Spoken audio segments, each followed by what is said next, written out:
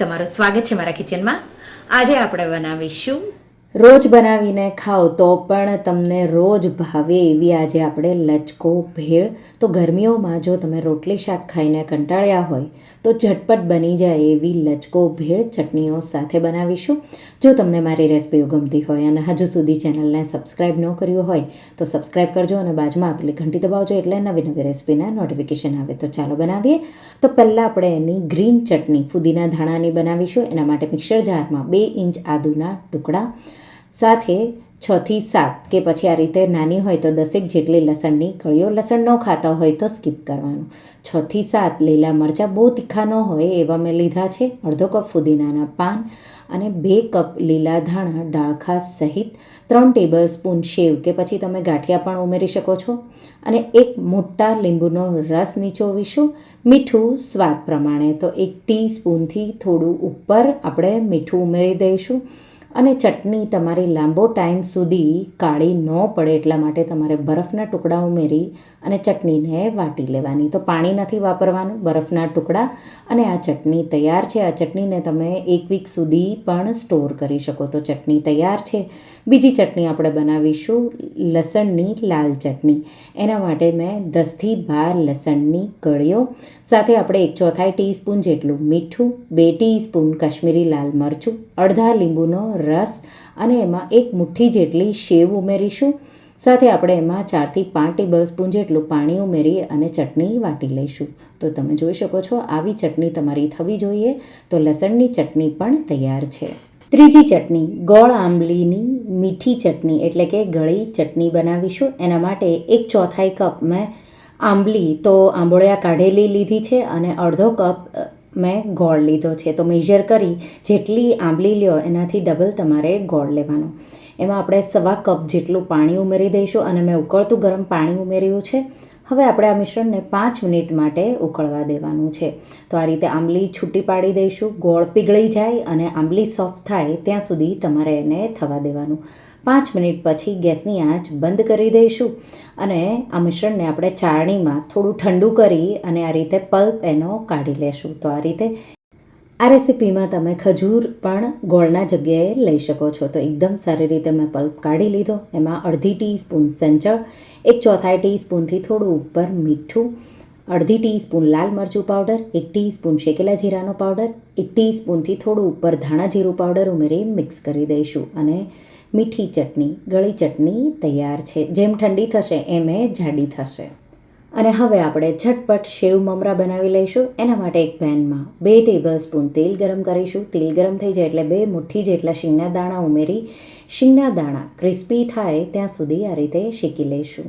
તો આ રીતે એકદમ સારી રીતે ગોલ્ડન અને ક્રિસ્પી એવા ફ્રાય થઈ જાય એટલે આપણે એને એક વાટકીમાં કાઢી લઈશું અને ગેસની ફ્લેમ એકદમ સ્લો કરી દઈશું અને તેલને હલકું આપણે જે અત્યારે ગરમ છે એનાથી થોડું ઠંડુ થવા દઈશું. હવે થોડું જીરું આ રીતે ઉમેરીશું. અડધી ટીસ્પૂન હિંગ, અડધી ટીસ્પૂન હળદર ઉમેરી અને 200 ગ્રામ જેટલા મમરા ઉમેરી દઈશું. મિક્સ કરીશું અને મમરાને એકદમ સારી રીતે હળદરનો કલર સારો એવો આવી જાય એ રીતે મિક્સ કરી દઈશું. અને મમરાને તમારે 2 થી 3 મિનિટ જેવા સ્લો ફ્લેમ પર શેકવાના છે. થોડા શેકાઈ જાય એટલે 1 ટીસ્પૂન કાશ્મીરી લાલ મરચું અને થોડું મીઠું અડધી ટીસ્પૂન જેટલું આપણે ઉમેરી દઈશું અને એકદમ સારી રીતે મિક્સ કરી દઈશું. તો આ રીતે એકદમ સારી રીતે મિક્સ કરી અને તમે જોઈ શકો છો સારો એવો કલર આવી ગયો. હવે આપણે એમાં જે શીંગના દાણા આપણે ક્રિસ્પી કર્યા એ થોડા ઉમેરી દઈશું. થોડા મેં ગાર્નિશિંગ માટે બચાવ્યા છે. અને હવે સેવ મમરા બનાવવા માટે આપણે એમાં સેવ તો ઝીણી કે જાડી તમારા પાસે જે પણ સેવ હોય એ આપણે ઉમેરી દઈશું. મિક્સ કરી દઈશું સારી રીતે. અને આ સેવ મમરા તમે એકવાર બનાવી એરટાઈટ ડબ્બામાં ભરી તમે મહિના સુધી ખાઈ શકો છો. તો જ્યારે પણ તમારે ભેળ ખાવી હોય તો આ રીતે મમરા તમારા વઘારેલા હશે તો ઝટપટ બની જશે. હવે આપણે ભેળ બનાવીશું. તો ચટણીઓ તૈયાર છે, વઘારેલા સેવ મમરા પણ તૈયાર છે. તો આ રીતે કોઈ ડબ્બો લેવાનો કે આ રીતે ઊંડું કોઈ વાસણ લેવાનું. તમે તપેલી લ્યો તો પણ ચાલે. તમે આ ભેળ ડબ્બામાં પણ બનાવી શકો. તો આ રીતે બધા જ વઘારેલા સેવ મમરા હું આ રીતે એક મોટું ઊંડું જે વાસણ છે અમારા પાસે એમાં મેં ઉમેરી દીધા. જો હવે આ ફરસાણ તમારે ઉમેરવું હોય તો ઉમેરવાનું, નહીંતર સ્કીપ કરી શકો છો. તો આ ભેળ મિક્સર કે પછી તમે ભૂસું કે ચવાણું જે તમે કહો એ આપણે અહીંયા 1.5 કપ, આ રેસીપીથી 6 લોકો માટે આપણે આ ભેળ બનાવી રહ્યા છીએ, એટલે 1.5 કપ જેટલી. હવે આપણે કાચી કેરીના ટુકડા આ રીતે ઉમેરીશું. તો એ મેં અડધો કપ જેટલું લીધું છે. તમે વધુ ઓછું તમારા ટેસ્ટ પ્રમાણે કરી શકો છો. એ જ રીતે 2 ડુંગળી મેં નાની હતી એટલે 2 ડુંગળી આ રીતે કટ કરી ઉમેરી દીધી. સાથે આપણે એમાં બાફેલું 1 બટેટાના ટુકડા ઉમેરી દઈશું. એ ઓપ્શનલ છે, જો તમને ઉતાવળ હોય તો ન ઉમેરો તો પણ ચાલે. 1 ટમેટાના ટુકડા વચ્ચેથી મેં એના બિયા કાઢી લીધા છે. 1 ટીસ્પૂનથી થોડું ઉપર સંચળ, 1 ટીસ્પૂન જેટલો ચાટ મસાલો, અડધો કપ જેટલા આપણે દાડમના દાણા, એનાથી બહુ સારો એવો ટેસ્ટ આવશે એટલે એ ઉમેરવાનો જ.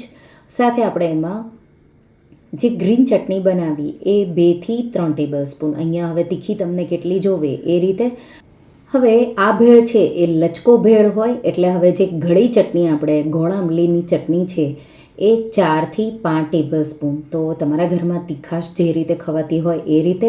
અને સાથે આપણે 2 ટેબલ સ્પૂન લસણની ચટણી, 1/4 કપ જેટલા લીલા ધાણા ઉમેરીશું. અને હવે આ રીતે ડબ્બો હોય તો ઢાંકણ બંધ કરવાનું. મારા પાસે આ ડબ્બો નથી એટલા માટે આ રીતે પ્લેટ ઢાંકી અને આ રીતે મિક્સ કરીશું. ઉપર નીચે બરાબર મિક્સ થાય એ રીતે તમારે એને મિક્સ કરી દેવાનું. તો આ રીતે તમે જોઈ શકો છો પરફેક્ટ એવું મિક્સ થઈ ગયું અને એકદમ લચકો એવો.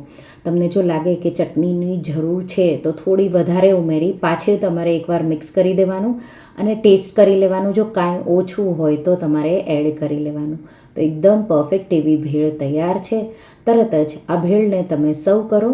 જ્યારે સર્વ કરો ત્યારે ઉપર થોડું પાછું આપણે ડુંગળી, થોડા આપણે દાડમના દાણા, કાચી કેરીના ટુકડા, આ રીતે થોડી જે ચટણી આપણે બનાવી એ ગળી, થોડી ગ્રીન ચટણી અને થોડી લાલ ચટણી તમારા ટેસ્ટ પ્રમાણે આ રીતે ડ્રીઝલ કરી દેવાની. અને થોડી આપણે સેવ છાંટી દઈશું લાસ્ટમાં. એકદમ ટેસ્ટી એવી સિમ્પલ એવી જો આવી લચકો ભેળ ચટણીઓ તૈયાર હશે તો માત્ર 5 મિનિટમાં બની જાય એવી. જો ન ટ્રાય કરી હોય તો એકવાર આ રેસીપી ટ્રાય કરજો અને મને કહેજો કે તમને આ લચકો ભેળની રેસીપી કેવી લાગી. તમને આ રેસીપી કેવી લાગી મને કમેન્ટમાં જરૂરથી જણાવજો. અને જો તમને આ રેસીપી ગમી હોય તો વિડીયોને લાઇક કરજો, શેર કરજો અને મારા ચેનલને સબસ્ક્રાઈબ કરજો. અને આવી જ નવી રેસીપીઓ માટે તમે બેલ આઇકન બટનને પ્રેસ કરજો. Thank you for watching.